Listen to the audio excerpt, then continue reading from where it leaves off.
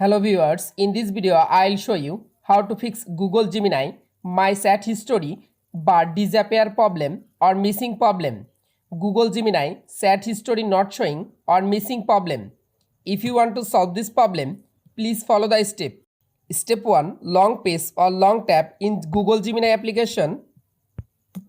Go to Apps Info or I button. Click on Storage. Again click on Clear Data. Tap on Clear Cache Data or Delete All Data. Step 2. Open Play Store. Go to Search. Search Gemini app. Update your Gemini application latest version. Step 3. Open your phone setting. Scroll down. Click on Connection and Sharing. Tap on Reset Wi-Fi or Mobile Network. Reset your Wi-Fi or mobile network connection.